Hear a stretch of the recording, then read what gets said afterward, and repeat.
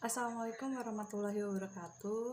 Perkenalkan kami dari kelompok 13 yang beranggotakan saya sendiri Nina Rosdiana NIM 1908202113 dan Asep Hamimilah NIM 1908202145. Di video ini kelompok 13 akan mencontohkan bagaimana cara memperkenalkan produk asuransi syariah. Assalamualaikum Pak, nama saya Nina Rosdiana, saya dari Asuransi Prudensial Syariah. Ingin meminta waktunya sebentar untuk menawarkan produk kami yang bermanfaat untuk Bapak, boleh?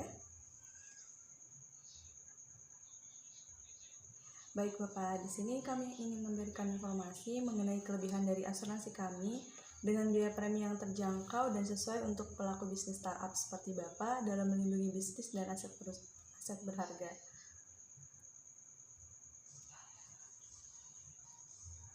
Baik Bapak, kami akan kirimkan informasi detail dari asuransinya lewat email atau WhatsApp, boleh? Baik Bapak, saya akan mencoba informasikan singkat saja mengenai kelebihannya.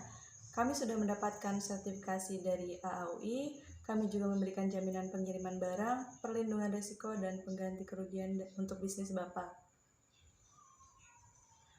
Terima kasih Bapak sudah berkenan meluangkan waktunya bersama kami. Kalau boleh tahu kapan jadwal free untuk bisa sekedar berbicara mengenai asuransi ini? Baik, terima kasih banyak Bapak. Kami akan ke sana untuk memberikan informasi lebih lengkap mengenai produk kami.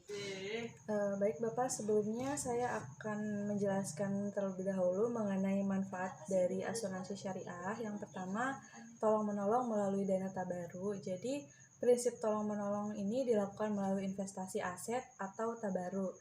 Tabaru itu bentuk akad yang dilakukan dengan tujuan kebajikan dan tolong-menolong, bukan semata-mata untuk tujuan komersial. Tabaru ini yang menjadi pembeda sekaligus sebagai keunggulan dari produk asuransi syariah. Jadi dana tabaru yang disetorkan oleh peserta asuransi syariah akan digunakan untuk membantu peserta lain jika terjadi resiko. Selain mendapatkan manfaat proteksi finansial, dengan tolong-menolong, peserta juga dapat berinvestasi. Kemudian yang kedua ada distribusi dan alokasi surplus underwriting. Nah, dalam asuransi syariah dikenal dengan istilah ini adalah selisih positif total kontribusi peserta ke dalam dana tabaru setelah dikurangi pembayaran santunan atau klaim, kontribusi reasuransi, dan cadangan teknis dalam satu periode tertentu. Hal ini tidak dikenal di produk non-syariah. Dalam asuransi syariah, surplus underwriting dapat dibagikan ke beberapa alokasi, yaitu ke dana tabaru, pemegang polis, dan perusahaan asuransi. Tentu saja perhitungan sesuai dengan persentase yang ditetapkan di dalam polis. Nah, jika terjadi defisit underwriting, maka perusahaan asuransi sebagai pengelola melalui akad korod akan memberikan pinjaman tanpa bunga dari dana perusahaan untuk disalurkan ke dalam dana tabaru sebagai sumber pembayaran klaim nasabah. Kemudian yang ketiga ada pembagian hasil sesuai akad. Jadi prinsip produk asuransi syariah tidak ada pihak yang merasa dirugikan. Mengapa?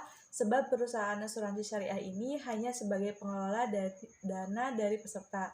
Maka jika ada keuntungan dari pengelolaan dana tersebut, hasilnya akan kembali lagi pada peserta.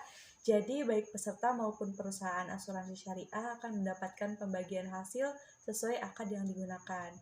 Dan yang keempat, bebas riba. Asuransi syariah disebut bebas riba itu karena tidak ada dana peserta yang hangus, sebab asuransi syariah akan memberikan nasabah berupa klaim, santunan, atau surplus underwriting. Selain itu, dana yang masuk akan dikelola pada instrumen investasi yang sesuai dengan prinsip syariah dengan diawasi DSN MUI dan OJK. Investasi yang ditawarkan di asuransi syariah juga menggunakan akad yang jelas sehingga peserta lebih aman.